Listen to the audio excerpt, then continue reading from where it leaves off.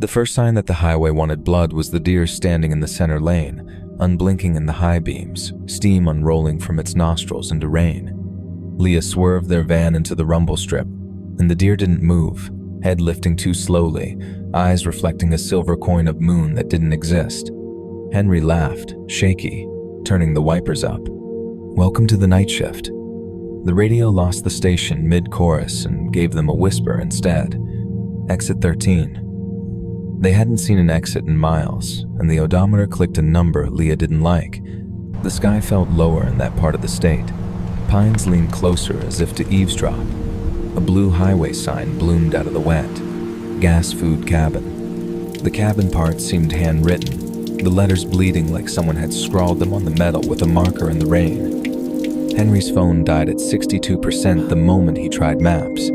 Leah saw at first EX13 in a broken green glare, the arrow pointing to a ramp that looked more like a wound in the asphalt. They slid down into dark trees, the van's headlights snagging on a swarm of white posts, homemade crosses. Henry muttered a prayer he didn't believe anymore. The gas station at the bottom was a box of yellow light with a single pump and a man behind glass who watched them without moving. The bell didn't ring when they opened the door. "Cabin?" the man asked, as if they'd said it. "It's always the cabin." They bought a map because the register screen insisted, a paper thing that smelled like mold and pine tar. The roads on it didn't match anything Leah had ever seen. The clerk's name tag read "Almost." "Storm knocked the highway out," he said, though they hadn't seen downed trees. "People take the forest road to wait it out. Safe there." He didn't blink until they left. The bell rang when the door closed, late by several breaths. The forest road was mud with ambition, pulling at the tires. Every mile marker was black paint over something else. The rain quit like someone turned a dial, and the silence it left wasn't empty. It was crowded with listening. The cabin appeared with its porch light already on. Log walls glistened like wet bones. Inside, a table, a potbelly stove, 4 pegs for coats, 2 bed frames with thin quilts. On the stove, someone had left a cast iron pan warm enough to steam in the cold. Henry put his keys on the table and they rolled, as if the surface was crooked. Leah noticed the Polaroids nailed to the far wall. Each showed the same cabin from just outside the window, taken at night, light on, 2 shadows inside. The last photo looked like tonight. One of the shadows held up a hand just like she did, palm pressing the glass. Henry laughed again because the alternative was screaming, and found a guest book. The signatures crawled down pages. Margot and Dean, winter of '98. Police Chief Halvorsen, spring of '6. Leah and Henry, tonight. She hadn't written that. The entry had her slanted R's, Henry's block H. "This is what happens with small towns," Henry said, voice too bright. "They do bits." He closed the book, hand shaking, and the radio in the van woke on its own. Voice pushed through thin cabin walls. "Exit 13. Then, more softly, stay put." Then, softer still. So soft, Leah had to lean toward the door to hear, "Don't open it." 80. The knock came anyway. Not a fist. Fingers. Many of them. Curious, testing the grain. Henry whispered, "Forest raccoons," the way a child whispers monster and hopes the sheets protect him. The porch light hummed, flickered, went brighter. The window showed them only their reflections standing in a twin cabin where people looked like them but weren't as steady. Leah saw her own mouth form. "Don't open it," and realized the reflection was late by a breath. The second knock had weight. The third came from the back door that hadn't been there until they looked. Leah crossed the room, the floorboards counting her steps. She put her ear to the seam and heard road noise, tires hissing on wet interstate. She smelled heat from brake pads. The voice behind the door was small and wrong. "You swerved," it said. "We went into the trees." She remembered the deer's eyes, how they had reflected a moon that wasn't there, how Henry had laughed because the alternative was panic, how the van had yawned toward a forest that leaned in to listen. She remembered, suddenly, the sound not even the rain had masked, the crunch of a bumper hugging bark, The breathless silence just after impact. A fourth knock, softer. We'll be later next time. The voice coaxed. Open up and make it easier. Henry reached for the knob like a sleepwalker. Leah grabbed his wrist and squeezed. We already opened it, she said, not sure why until the gas station bell rang in her head, late by several breaths. The door wasn't an exit. There was an echo. If they opened it again, they wouldn't stay to leave fingerprints on the guest book. They'd join the hands in the Polaroids, pressed forever against wet glass, warning the next them to stay put. The stove went cold in an instant, like the cabin was done pretending warmth. The porch light went out. In the dark, the crosses up the road began to gleam, pale lines drifting near like beached fish skeletons finally remembering tide. Leah pulled Henry into the corner away from the windows. The radio whispered, closer now, not through static but through wood grain. Exit 13 again. Exit 13, it said. Again. At dawn, there was no dawn. Just the sound of the highway like a river they would never reach. The guestbook page had new names, cramped underneath theirs. Leah and Henry, again. When the knock returned, it came from the front this time, polite, as though someone arrived. Eyes wide, map in hand, rain in their hair. Leah folded the useless map like a flag and understood the only mercy the place offered was this. If you didn't open the door, the next them would, and they'd take your place by the window. She took Henry's hand as the knob turned from the other side, and the cabin sighed in relief, ready for fresh ghosts. Amar, can you hear me? Layla, what was that? They'd promised no more night driving after Amar's lane drifted twice, but the highway between the mountains made promises into jokes. Lila watched the white dashes unspool like stitches in a wound the night couldn't heal. The CB radio they bought at a truck stop to feel old school skittered with voices. Any takers on a heads up for mile marker black? Someone asked, and someone else said, not again. Layla leaned forward. What's mile marker black? Silence answered, thick as moss. Fog arrived like a planned ambush. Headlights threw a wall of white back at them. Amar slowed, flashers ticking. The next sign had no number, just a painted rectangle where the miles should be. It was black, gloss, still wet. The drip lines crusted toward the gravel. Turnout, Lila said, spotting a Forest Service road. The entrance had 2 reflectors, but one was dead, like an eye punched out. The trees absorbed the van, pines pressed in, and the fog thinned under their arms to a quiet with no highway hum. 5 minutes in, they saw the cabin. Ranger design, square, government plane, porch with a chain across it and a sign that said closed for season. The door was unlocked. The inside smelled like coffee and old paper. A map on the wall had a circle in red grease pencil around a section of the highway labeled in someone's handwriting. Black Mile. A logbook waited, plastic pen tied to it. Entries were short and professional until they weren't. Lights and fog do not stop. One ranger had written, calls know your name, do not answer. Another entry from last winter. They followed me back. They do the voices good. Lila's throat went dry. She heard her own voice in the CB speaker then, laughing, the way she had back near the truck stop when a man with a belt buckle big as a hubcap told them not to drive this section at night. She heard herself say, we're not superstitious. And then, over that recording of herself, another voice with her exact timbre whispering, Amar, help. Amar spun the volume down, but the cabin had already heard. The phone on the wall rang. Layla picked it up like an idiot, because the reflex lives longer than the brain, and heard wind, and then a child's low sob. Mama? It said. She didn't have children. The sob became a giggle because someone behind it wanted to practice. Mama. It tried again, better this time, and then in her own voice, perfect. Amar, help. Battery jump? A new voice asked from the porch. Boots on wood. The chain lay in a neat curve on the floor like a shed skin. Amar shook his head. We're fine, he called. And the answer came from the CB and the wall phone and the crack between boards near the baseboard all at once. We're fine. The thing on the porch didn't test the knob. It didn't need to. It could push its shape through the gaps. Time had chewed in the cabin and wear a ranger's jacket and a badge that said Ortega, and the smell of wet wool and pine smoke, because smell is just memory with teeth. Highways closed, it said in Ranger Ortega's tone. Layla saw the photograph of Ortega on the bulletin board. A smiling woman squinting against snow glare. Had a death, it went on, placing a steaming mug of coffee on the counter that hadn't been there before. It wore a face with Ortega's dimple, but the eyes didn't know where to stop when they looked at you. We'll put you up in the bunk. First light will run you through. The bunk room had 3 cots, and the sadness that institutions leave behind like blanket lint. Layla did not sit.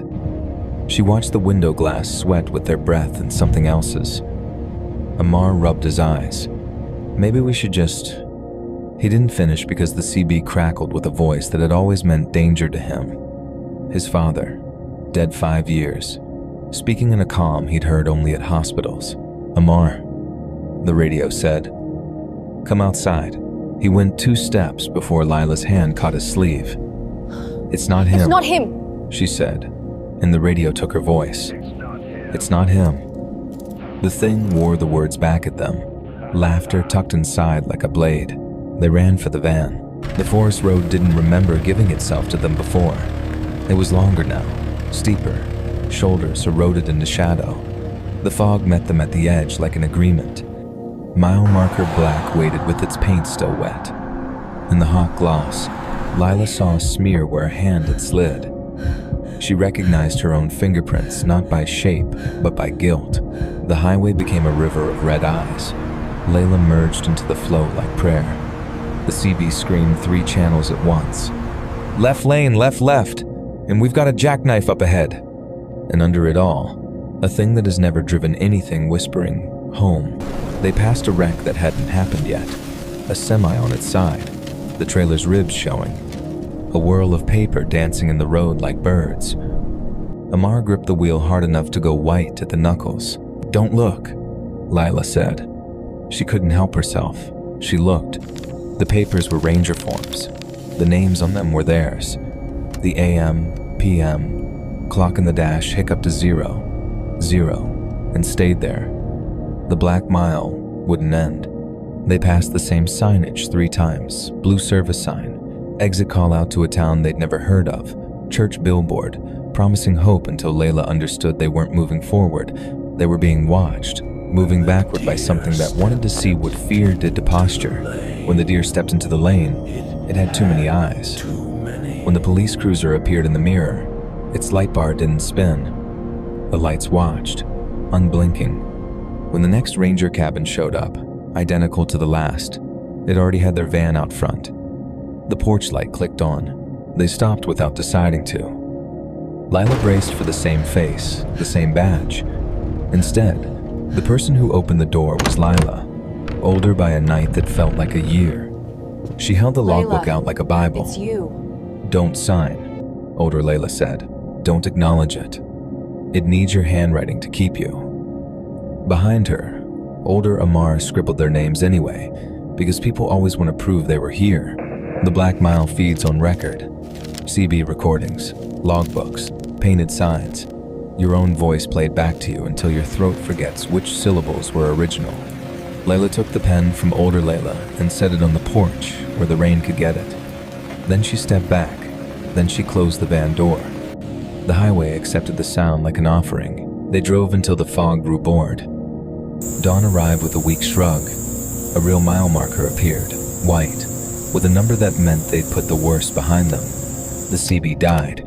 The phone in the cabin they'd left began to ring and would ring for hours. The logbook flipped its own pages in a draft. On the black paint of the old mile marker, fingerprints dried, and if you counted them, you could tell exactly how many times the thing had practiced you.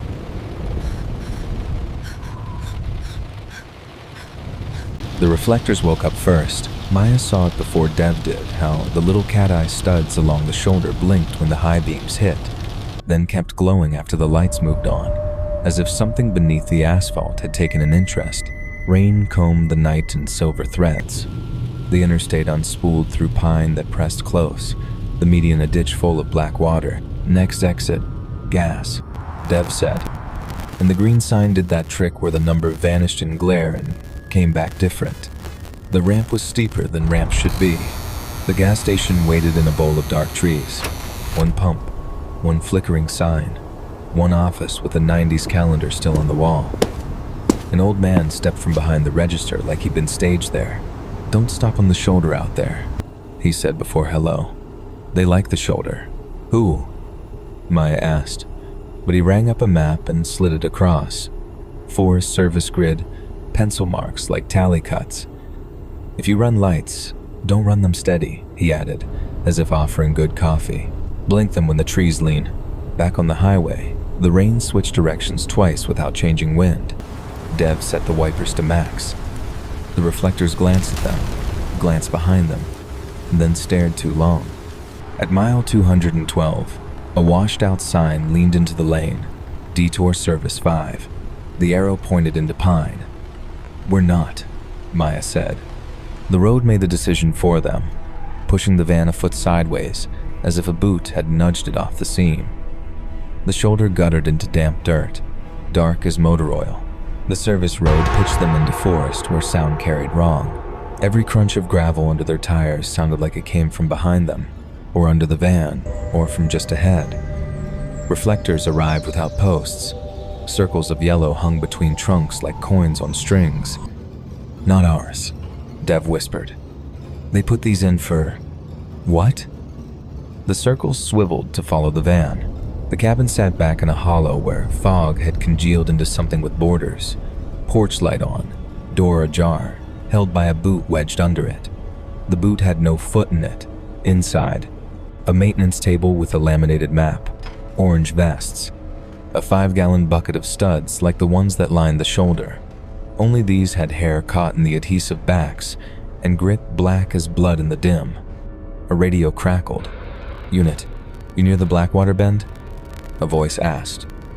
Another voice answered in Dev's tone. "Yeah." Dev hadn't picked up the radio. Maya's phone lit with a notification.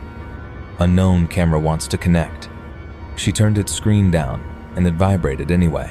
The cabin window reflected their faces, then the van's headlights, then the highway, even though there was no highway here.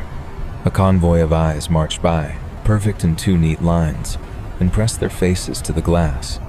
Not eyes reflectors, but they held attention like eyes, wet with rain, wanting to be looked at. The table map had pencil X's along a stripe of road labeled OLD 17. Next to each, a date, a time, a weather note.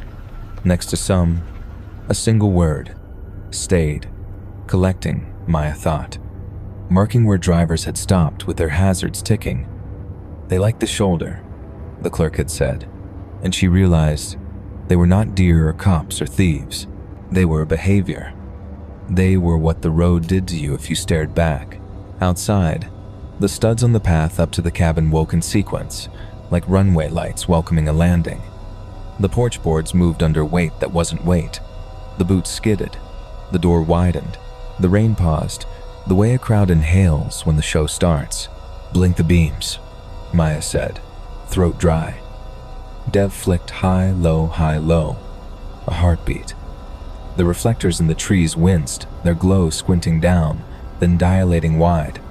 Something big adjusted position just beyond the edge of possible sight.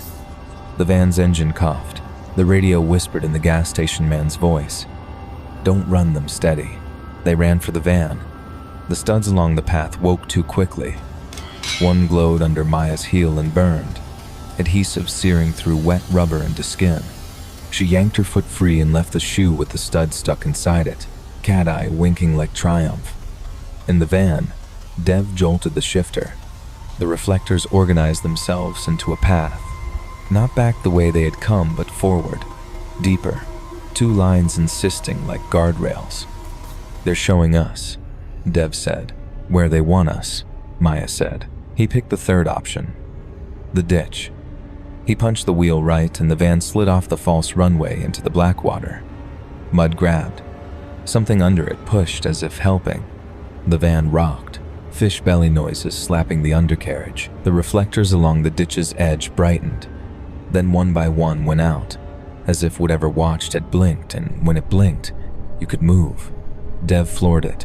The van climbed a route, then found gravel, found an idea of road, found the thin ringing sound of real highway beyond the trees like a distant choir. They burst onto asphalt with a skip that jangled every bolt. For a mile, they both laughed the broken laugh of people who think they made it. Then the studs along the shoulder woke all at once, a stadium of eyes swiveling. The rain stopped without stopping. Maya rolled her window down and threw the laminated map out into the lane like a flag. A semi crushed it cleanly. The cat eyes looked forward again, bored, like dogs losing interest when a squirrel climbs. At the next gas station, the real one, with 3 pumps and a bored teenager counting their till, they limped and smelling like swamp. The teen eyed Maya's socked foot, then the burn mark in the shape of a small circle on her arch where the adhesive had kissed. "You guys stop on the shoulder?" They asked like they'd lost a bet. "People do. Then they come in here missing things." "What things?" Dev asked. The teen lifted a handful of reflectors from under the counter, their backs dirty with skin. "Whatever the road decides belongs to it," they said. "Shoes, jacks, names." They leaned in. "Don't look straight at them when you merge." Back on the interstate, Maya watched the studs in her peripheral only. They looked forward, night to night, following the van for a while, then letting it go. When she finally slept in the passenger seat, her right foot twitched like it wanted to press a brake that wasn't there. Somewhere behind them, in a bucket on a maintenance table, a new stud cooled with a little of her left behind. Someone would press it into rubber the next storm.